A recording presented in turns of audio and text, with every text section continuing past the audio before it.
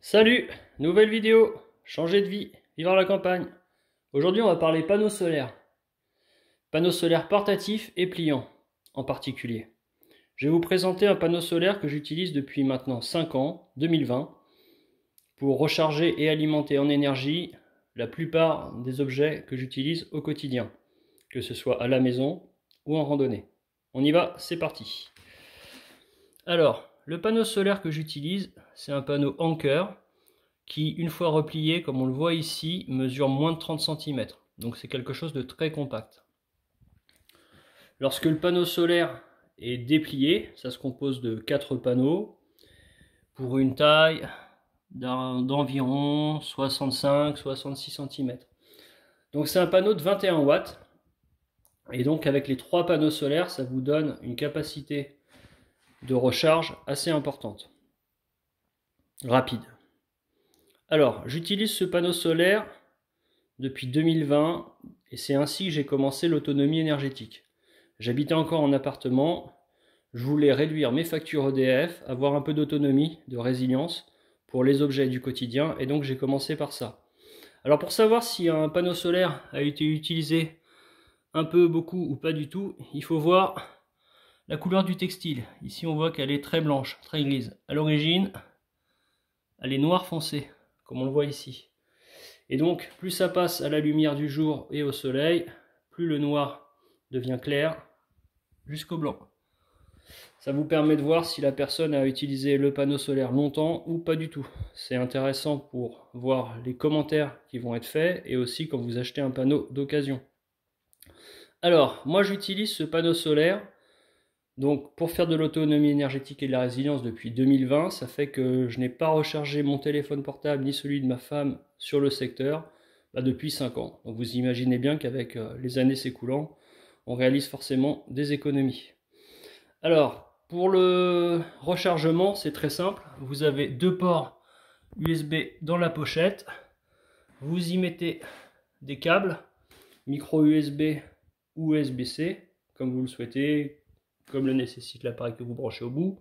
Et donc vous pouvez brancher une multitude d'objets. Moi j'ai commencé d'abord par y brancher des batteries. Là c'est un modèle de batterie Anker. Bon, la marque peu importe. C'est un modèle de 10 000 mAh. Ça c'est le plus important. Ça vous permet de recharger en une journée. Vous rechargez une batterie comme ça sans problème quand le ciel est suffisamment lumineux. En été, vous allez faire ça en 2/3 de journée. En hiver, ça pourra mettre une journée et demie. C'est en fonction évidemment de la luminosité, du soleil, etc. Alors vous n'êtes pas obligé d'utiliser des batteries de la même marque que le panneau. Vous pouvez utiliser des batteries plus petites et d'autres marques. Là en l'occurrence c'est une batterie de chez Decathlon de 5000 mAh, peut-être même moins. Et ça fonctionne aussi bien. Vous pouvez même charger des batteries plus grosses, j'en ai une qui fait plus de 20 000 mAh et ça marche sans problème. Alors, pour les câbles, c'est pareil, vous n'êtes pas obligé d'utiliser des câbles Anker, vous pouvez prendre un câble Anker ou un câble d'une autre marque et la longueur peu importe. Je vais vous dire, quand vous voulez recharger quelque chose en randonnée, vous allez avoir besoin d'un câble très long, 1 mètre, 1,50 m minimum. Pour recharger des choses plus petites, telles que cette pile micro USB, vous pouvez prendre un câble très très court et vous rangez ce câble dans la pochette.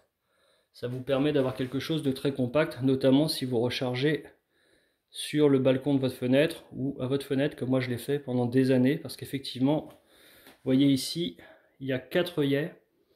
Et donc avec des cordelettes comme celle-ci, j'accrochais mon panneau solaire sur le balcon, la fenêtre, et ça me permettait de charger quand j'étais absent, même en cas de vent, mon panneau solaire ne s'envolait pas. Et pour protéger ce que je rechargeais, c'est-à-dire la batterie, je la rangeais à l'intérieur de la pochette, qui est une pochette qui se scratch, et ça évitait qu'elle tombe quelques étages plus bas de l'appartement sur le trottoir. Vous pouvez évidemment recharger autre chose que des batteries de 10 000 ou 5000 mAh. Vous pouvez recharger des piles micro USB directement dessus, c'est très pratique en randonnée pour les lampes de poche. Vous pouvez aussi mettre des chargeurs de piles qui fonctionnent en USB. Ça vous permet de recharger vos piles rechargeables AA ou AAA du domicile grâce à ce panneau. Et vous pouvez aussi recharger des lampes frontales lorsqu'elles sont munies d'embouts micro USB ou USB-C.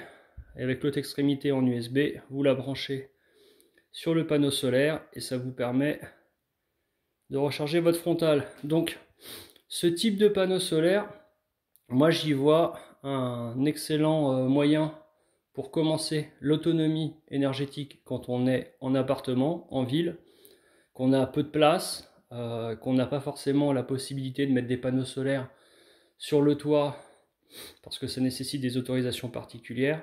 C'est vraiment très bien pour démarrer. D'autre part, pour le trekking, vous avez quelque chose qui est compact, une trentaine de centimètres sur la longueur, environ une quinzaine pour la largeur. Donc c'est quelque chose de léger, facile à transporter. Vous pouvez l'accrocher sur votre sac à dos de façon verticale. Vous avez les 3 panneaux solaires qui vont pendre. Profitez du soleil pendant que vous marchez et rechargez vos objets de randonnée, que ce soit la batterie externe, grande ou petite, la frontale ou même le téléphone portable. Alors d'un point de vue longévité de vos appareils, il est conseillé de toujours recharger vos appareils téléphone portable et autres appareils fragiles par l'intermédiaire d'une batterie externe. Vous rechargez d'abord la batterie externe et ensuite vous branchez le téléphone portable sur l'une des batteries externes. Mais vous pouvez, si vous le souhaitez, brancher directement votre portable sur le panneau solaire. Simplement, il faudra faire attention à la longévité. Et donc, le meilleur conseil qu'on peut vous donner quand vous voulez charger des choses au solaire, et même sur secteur d'ailleurs, c'est lorsque la batterie arrive à 15-20%, vous mettez en charge cette batterie sur le panneau solaire, et lorsque la recharge atteint environ 80%, vous débranchez l'appareil que vous chargez. Donc pour les batteries de ce genre, c'est facile. Vous avez souvent des témoins lumineux. Là en l'occurrence, on en a 4. Donc lorsque j'arriverai, là j'ai 2 points bleus qui apparaissent en façade. Lorsque je serai sur le dernier point, ça représente le dernier quart de la batterie. Quand j'arrive au dernier quart, je commence à mettre à charger.